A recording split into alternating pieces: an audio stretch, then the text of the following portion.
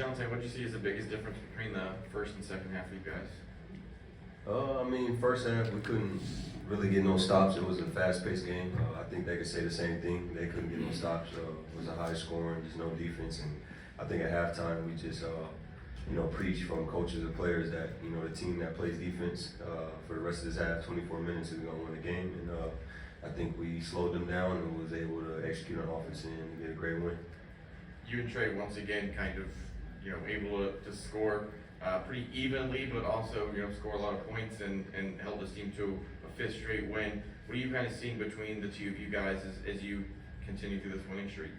I think we locked in as far as wanting the best for each other, but the best for our teammates. Knowing that we're gonna have a ball, they're gonna look for us to give them the ball, look for us to carry the load, and we got to be consistent. We got to continue to want the best for each other. We got to continue to make our teammates better, and I think that's how I'm gonna put it.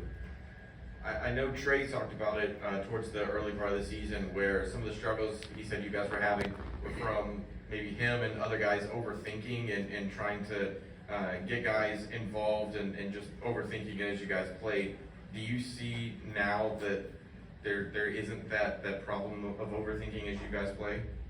I wouldn't sit here and blame him, and I wish he was here because we're a team at the end of the day. There's a reason why you got coaches and players, and we got to figure it out as one. It's never just one guy. So even for him, it was a challenge for him. You added me, another guard, that has the ball in his hand. So, it's still a challenge for both of us. You know what I mean? So I wouldn't necessarily point any fingers. It was us. We got to figure it out, and I still think we don't have it all the way figured out. But it's good to be in that situation, knowing that we just won 5 games in a row.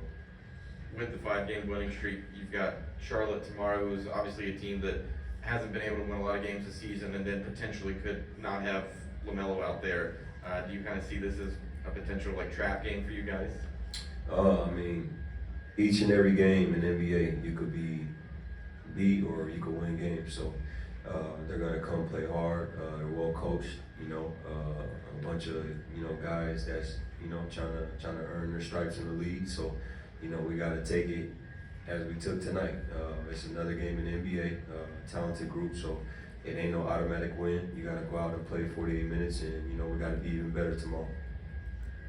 Dejounte, piggybacking on what you just said here, you guys played extremely well.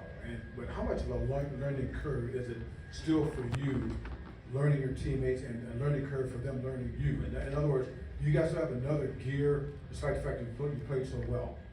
Absolutely. 5 games is not a lot, especially in the 82 season.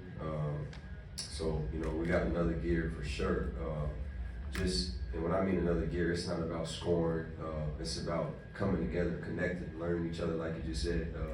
They're still learning me. I'm learning them. We're learning each other, and we got to do it together. And as long as we stay hungry, stay confident, and stay together, great things can happen. So, like I continue to say, we got to stay consistent and stay hungry.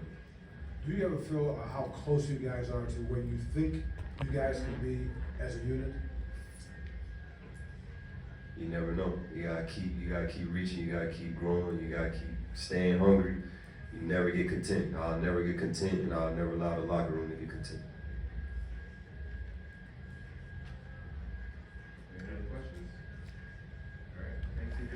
So you gotta let